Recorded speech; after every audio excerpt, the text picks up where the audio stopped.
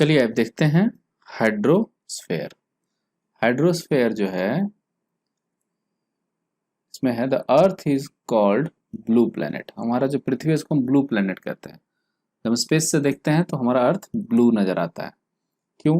Because 71% of the earth is covered with water, 29% is with land.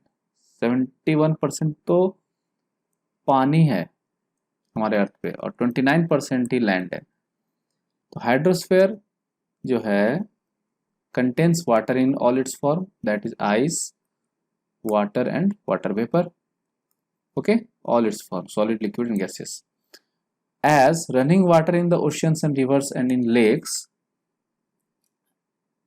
ice in the glaciers, underground water and water vapor in atmosphere all comprise hydrosphere. ठीक है, चाहे समुद्र का पानी हो, नदी का हो, लेक का हो, ग्लेशियर का आइस हो, अंडरग्राउंड वाटर हो या हमारे एटमॉस्फेयर में प्रेजेंट वाटर वेपर ही क्यों ना हो, they all are part of hydrosphere. ठीक है, चलिए more than 97% of earth water जो है 97% से ज्यादा, मोर देन 97% कहाँ है? ये ओशियंस में मौजूद है। और ओशियन का पानी खारा पानी होता है। It is too salty for human use, so it is of no use. ठीक है, for humans. Large proportion of the rest of the water, बच गए 3%। 3% में भी जो लार्ज प्रोपोर्शन है वो हमारा आइस शीट्स और ग्लेशियर्स के फॉर्म में एंड अंडर द ग्राउंड में मौजूद है। 3% में भी मान लीजिए 2% तो हमारा उधर चला गया। अब बचा 1%। 1% में जो वेरी स्मॉल परसेंटेज है that is available as a fresh water for human use. तो बहुत कम है। वैसे तो ब्लू प्लैनेट है हमारा, despite being a blue planet we face shortage of water, हमें पानी की कमी है। जो हमें हमारे लिए जो है वो लेस देन 1% जो है ना, दैट इज जो फ्रेश वाटर है that is for human use. ठीक है, इसलिए हमें पानी को बहुत इकोनॉमिकली खर्च करना चाहिए। अब ओशियंस को देखते हैं। Oceans are major part of hydrosphere. देखा है हमने ओशियंस में कितना पानी है, 97%। ठीक है, तो मेजर पार्ट हो गया हाइड्रोस्फीयर का oceans. They all are interconnected, देख लिया था हमने, इसीलिए उनका जो सी लेवल है वो सेम रहता है everywhere. Ocean waters always moving, ये मूव करते रहते हैं। अब मूवमेंट इनका जो 3 टाइप्स ऑफ मूवमेंट्स हैं मेनली वो है वेव्स के फॉर्म में मूव करते हैं, वेव्स के फॉर्म में मूव करते हैं, टाइड्स के फॉर्म में मूव करते हैं, ओशियन करेंट्स, ओशियन करेंट्स भी होते हैं, ओशियन करेंट्स के फॉर्म में भी ये मूव करते रहते हैं। There are 3 types of movement, the waves, the tides and the ocean currents. ठीक है, 5 मेजर ओशियंस कौन कौन से हैं? The Pacific Ocean, the Atlantic Ocean, Indian Ocean, Southern Ocean and Arctic Ocean. ये हो गए 5 मेन मेजर ओशियंस। सबका they are named in order of their size. इन सबसे बड़ा हो गया पैसिफिक, सेकंड नंबर पे अटलांटिक, थर्ड नंबर पे हो गया इंडियन, फोर्थ नंबर पे साउदर्न और सबसे छोटा हो गया आर्कटिक ओशियन। ठीक है, तो देखिए पैसिफिक ओशियन सबसे लार्जेस्ट ओशियन हो गया और ये स्प्रेड है 1/3 of the earth.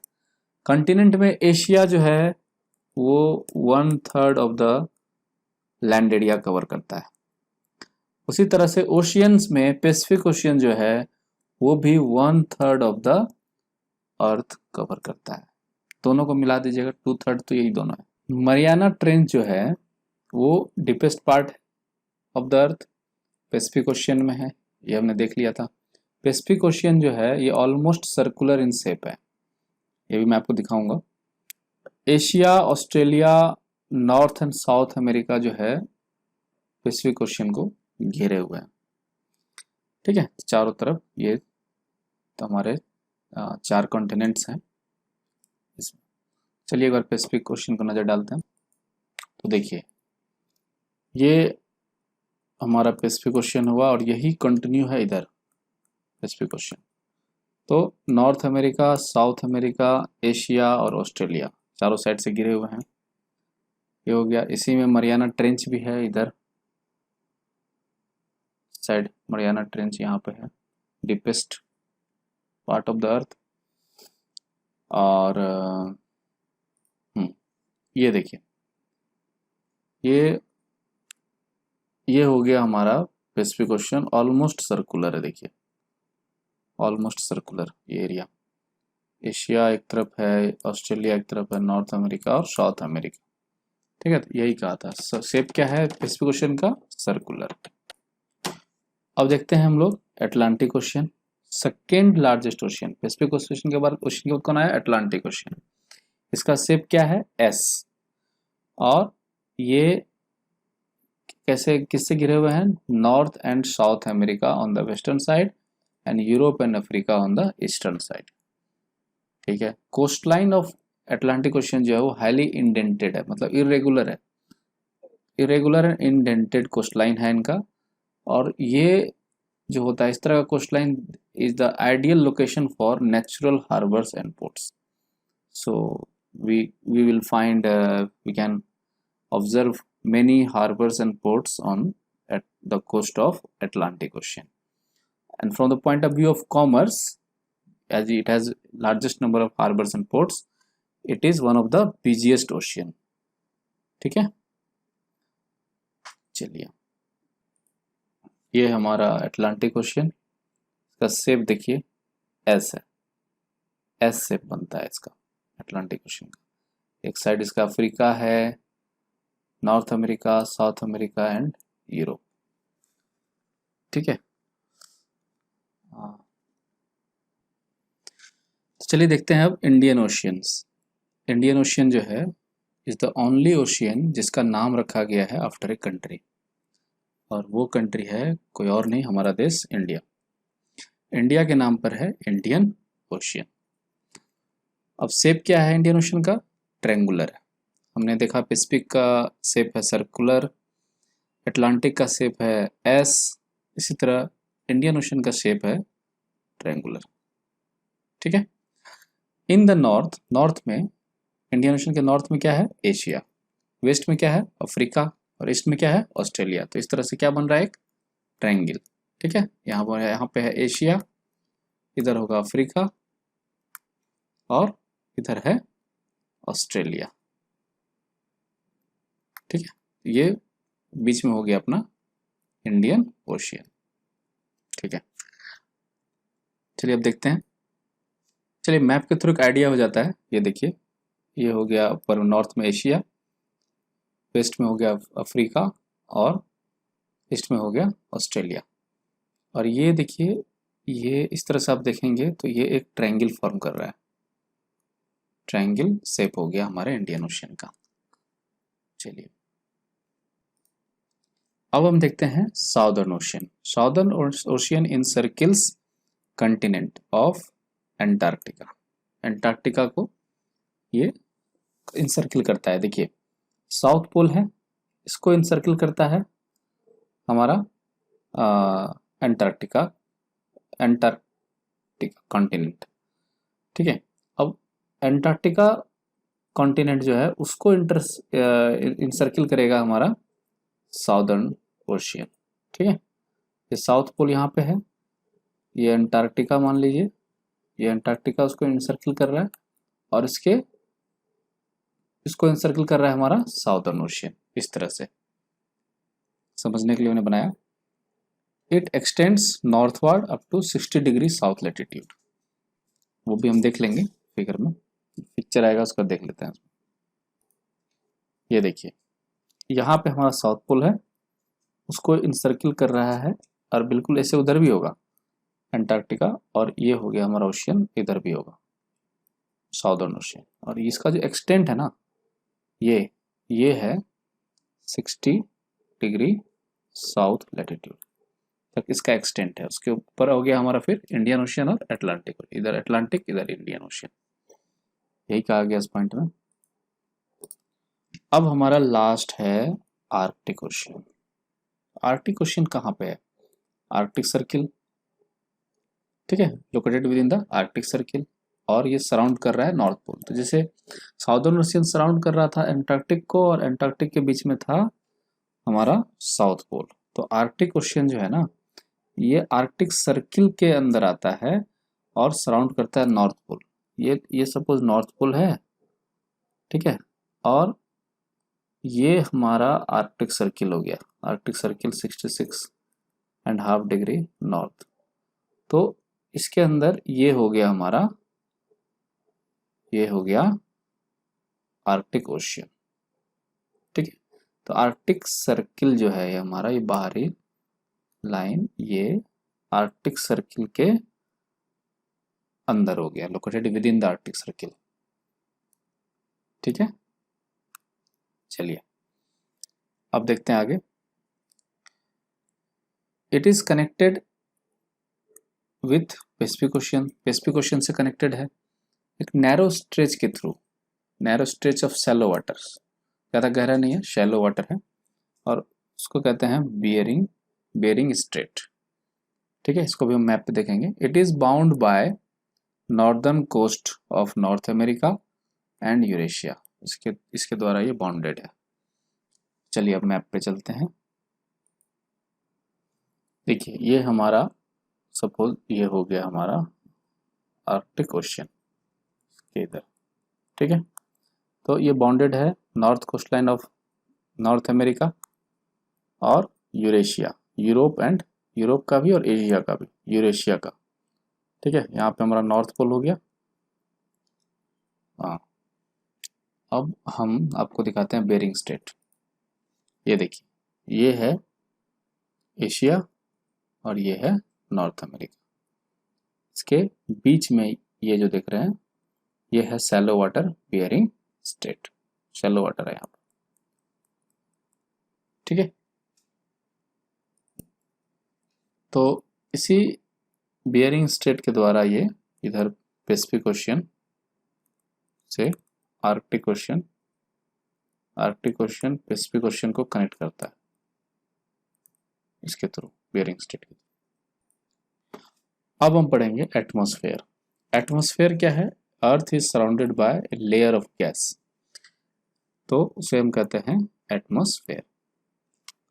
It provides us with air we breathe, जो हवा हम ऑक्सीजन, जो हवा जो सांस लेते हैं हम, वो हमें कहाँ से मिलता है? एटमॉस्फेयर से। और एटमॉस्फेयर हमको प्रोटेक्ट करता है, protect us from harmful effects of sun rays. कैसे? मैं आपको दिखाता हूँ। इसमें देखिए, ये है ozone layer, stratospheric ozone layer है। यहाँ पे परत है, बहुत मोटी परत है।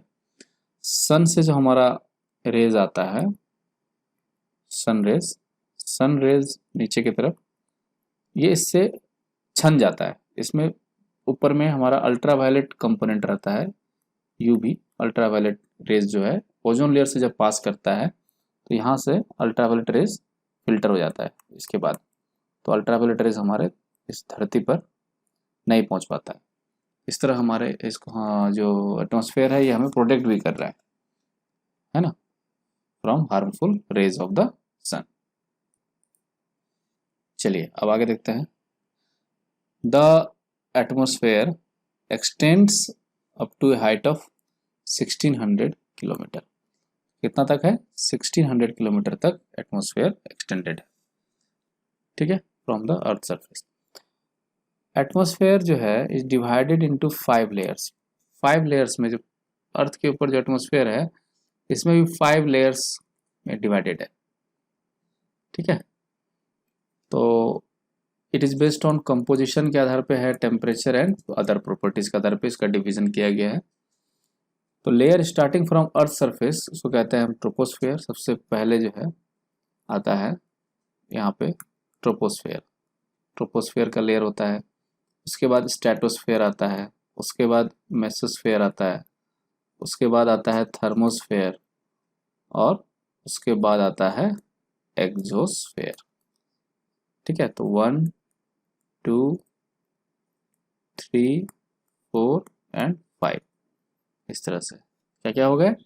सबसे पहले troposphere, starting from earth surface. stratosphere, then we have mesosphere, then thermosphere, and last one is exosphere. The atmosphere is composed mainly of nitrogen and oxygen. Mainly क्या क्या है? Nitrogen and oxygen gases present in the atmosphere. तो कितना percent है दोनों मिला के? दोनों मिला के 99% of the clean and dry air is 99% of clean and dry air is nitrogen plus oxygen. Nitrogen plus oxygen. ठीक है? Now नाइट्रोजन जो है वो दैट इज 78%, ऑक्सीजन जो है that is 21% and other gases जो है वो है 1% में. अदर गैसेस हो गए जैसे carbon dioxide, argon and other gases, other noble gases भी प्रेजेंट हैं. चलिए देखते हैं. देखिए ये 100% में नाइट्रोजन हो गया हमारा 78%, ऑक्सीजन हो गया 21%, कार्बन डाइऑक्साइड, वाटर वेपर और अदर गैसेस हमारा हो गया 1%. ठीक है, कार्बन डाइऑक्साइड होता है 0.03%. ये इंपॉर्टेंट है, इसका जानना जरूरी है. ठीक है, लेयर्स ऑफ द एटमॉस्फेयर भी देख लीजिए. ये हमारा अर्थ हो गया, ये अर्थ सरफेस, उसके ऊपर हो गया ट्रोपोस्फेयर, उसके बाद आ गया स्ट्रेटोस्फेयर, फिर मेसोस्फेयर, फिर थर्मोस्फेयर एंड लास्ट में हो गया एक्सोस्फेयर. तो ये हो गए हमारे 5 लेयर्स, 5 लेयर है. अब आगे देखते हैं. Oxygen is the breath of life. तो हम जीवित क्यों हैं? क्योंकि वी ब्रेथ ऑक्सीजन. ऑक्सीजन के बाद ऑक्सीजन नहीं रहेगा तो हम मर जाएंगे. नाइट्रोजन का क्या काम है? It helps in the growth of living organism. Plants है ना, एनिमल्स, इन सब के ग्रोथ के लिए नाइट्रोजन बहुत जरूरी है. सांस लेने के लिए ऑक्सीजन बहुत जरूरी है. कार्बन डाइऑक्साइड, कार्बन डाइऑक्साइड जो है दो प्रेजेंट इन माइन्यूट अमाउंट, बहुत कम अमाउंट है. कितना बताया था मैंने? 0.03%. ये भी इंपॉर्टेंट है. क्यों? It absorbs heat rated by the earth. हमारा अर्थ है और सन से सपोज हीट आ रहा है, हीट तो होता क्या है कि हीट जब अर्थ सरफेस पे आता है तो रिफ्लेक्ट हो जाता है लाइक दिस. ये रिफ्लेक्ट होता है तो मतलब रेडिएट हो जाता है बाय द अर्थ. तो इसको क्या करता है? CO2 जो है इसे एब्जॉर्ब कर लेती है. CO2 इस हीट को एब्जॉर्ब कर लेती है. तो एब्जॉर्ब करने से क्या होता है? हमारा जो प्लेनेट है वो वार्म रहता है, गर्म रहता है. ठीक है, कीपिंग द प्लेनेट वार्म. तो इसलिए CO2 का प्रेजेंस जरूरी है, but in small quantity, minute amount. ज़्यादा नहीं होना चाहिए. ज़्यादा होगा तो क्या होगा वो आगे देख लेंगे हम लोग. It is essential for the growth of plants. CO2 को प्लांट्स के लिए भी है. Photosynthesis, photosynthesis occurs in the presence of sunlight and it needs CO2. Okay, so density of the atmosphere varies with height. Density जो atmosphere का है, घनत्व, वो हाइट के साथ वेरी करता है. कैसे? Density of atmosphere is maximum at sea level. Sea level पे सबसे ज्यादा होता है. जैसे जैसे ऊपर जाते हैं it decreases rapidly as we go up. ठीक है, होता कैसे? फॉर एग्जांपल क्लाइंबर्स जो होते हैं, जो माउंटेन्स पे चढ़ाई करते हैं, वो एक्सपीरियंस करते हैं प्रॉब्लम इन ब्रीदिंग. सांस लेने में उनको दिक्कत होती है due to decrease in the density of air. जैसे जैसे ऊपर चढ़ जाते हैं, बहुत हाइट पे पहुंच जाते हैं, तो उनको सांस लेने में दिक्कत होने लगती है क्योंकि वहां पे डेंसिटी ऑफ एयर बहुत कम हो जाता है. दे हैव टू कैरी, क्या कैरी करना पड़ता है? ऑक्सीजन सिलेंडर्स, ताकि वो सांस ले सकें. To be able to breathe at high altitudes. ठीक है, हाई एल्टीट्यूड्स पर सांस लेने के लिए उनको ऑक्सीजन सिलेंडर्स ले जाना पड़ता है. अब आते हैं, देखिए temperature. Temperature also decreases as we go upward, है ना. जैसे से हम कोई हिली एरिया चले जाते हैं, माउंटेन केस पर, तो देखिएगा वहां पर ठंड पड़ने लगती है. आप शिमला चले जाइए, शिमला जाइए, कोई और भी कुल्लू मनाली चले जाइए, वो हाइट पे है तो वहाँ टेम्परेचर घट जाता है, इसीलिए वहाँ ठंड हो जाती है. Atmosphere exerts pressure on the earth. और एटमॉस्फेयर प्रेशर एक्सर्ट करता है अर्थ पे, उसको हम लोग कहते हैं एटमॉस्फेरिक प्रेशर, है ना. ये भी वेरी करता है फ्रॉम प्लेस टू प्लेस. ठीक है, some areas experience high pressure and some areas experience low pressure. ठीक है, air moves from high pressure to low pressure, high pressure से लो प्रेशर की तरफ एयर मूव करेगा, और इसे भी हम कहते हैं movement, moving air is called wind. इसका क्या कहते हैं? Wind. Wind is blowing means air is moving. ठीक है, अब हम पढ़ेंगे बायोस्फीयर। बायोस्फीयर क्या है? नैरो जोन है ऑफ कॉन्टैक्ट, कॉन्टैक्ट जहाँ पे कॉन्टैक्ट होता है लैंड, वाटर और एयर, ये तीनों जहाँ पे मिलते हैं उस कॉन्टैक्ट पॉइंट जो कि बहुत ही नैरो जोन होता है उसे बायोस्फीयर कहते हैं। देख लिया हमने पहले ही। In it is in this zone that life that is unique to this planet means earth, life is unique to our planet earth। तो लाइफ कहाँ एग्जिस्ट करता है? In the biosphere zone. There are several species of organisms जो कि very करते हैं size में, they very in size. कैसे? सबसे छोटे माइक्रोब्स और बैक्टीरिया से लेके ह्यूज मैमल्स तक साइज वेरी होता है ऑर्गेनिजम्स का। तो वो सब कहाँ मिलते हैं हमें? बायोस्फीयर में। सभी साइज के हमें ऑर्गेनिज्म मिल जाएंगे।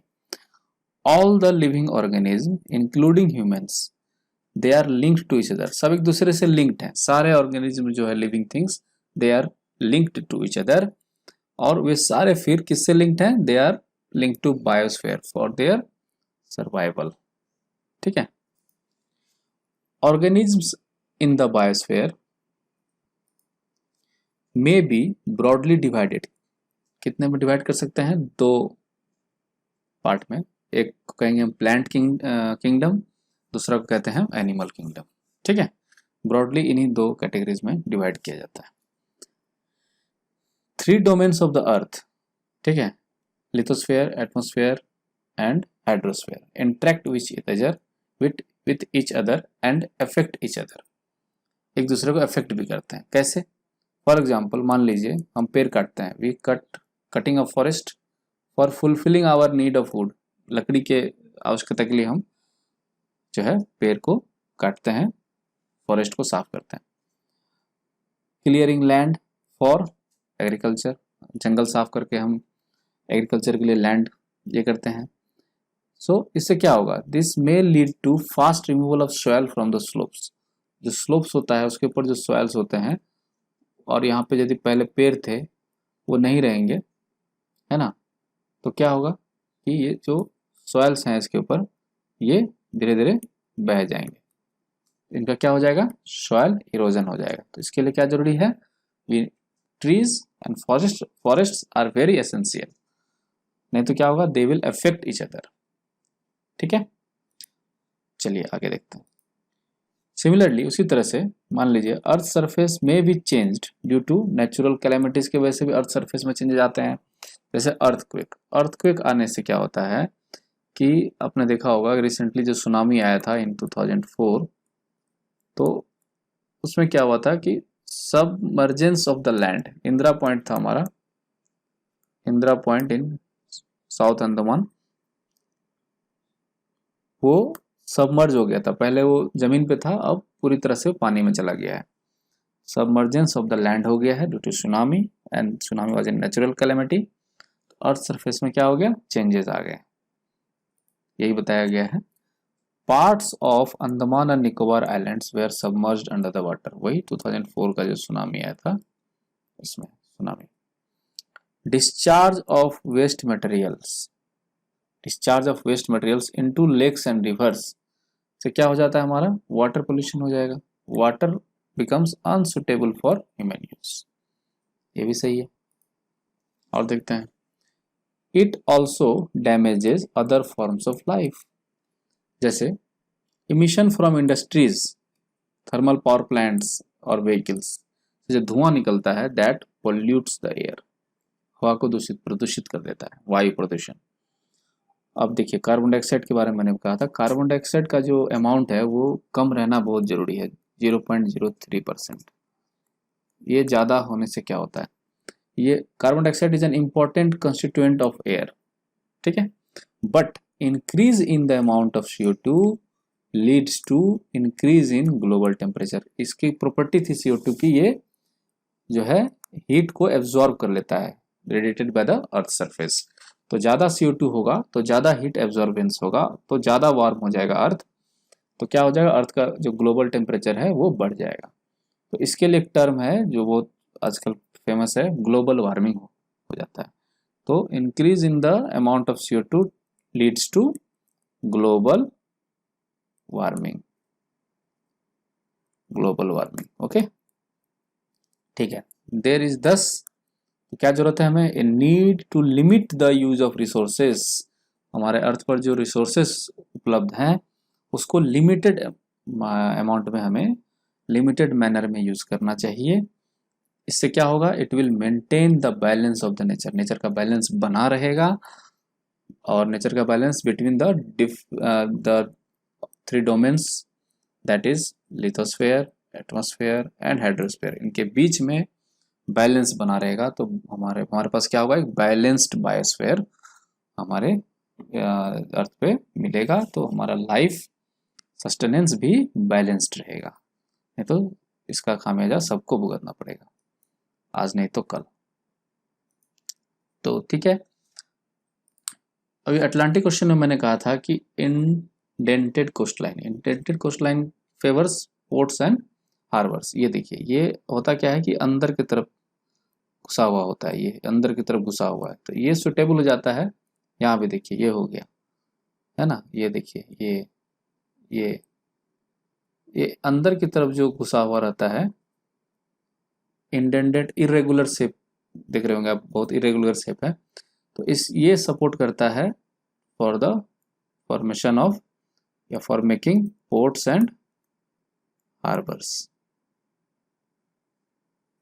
ठीक है, तो ये अटलांटिक ओशन का कोस्ट लाइन कुछ इस तरह का है, इरेगुलर एंड इंडेंटेड। तो ये था हमारा चैप्टर 5, है ना, major domains of the earth. यहाँ ये कंप्लीट हो जाता है। और होप ये वीडियो आपको पसंद आया होगा। तो हमारे इस वीडियो को लाइक करिएगा, शेयर करिएगा और चैनल को सब्सक्राइब कर दीजिएगा और बेल नोटिफिकेशन आइकन ज़रूर दबा दीजिएगा ताकि आगे आने वाले सारे वीडियोज़ आपको मिल जाएं। और इसे अपने लव्ड वंस, डियर वंस में भी शेयर कर दीजिएगा ताकि उनको भी इनका फ़ायदा पहुंच सके। मिलते हैं अगले वीडियो में। Thank you very much, have a nice day.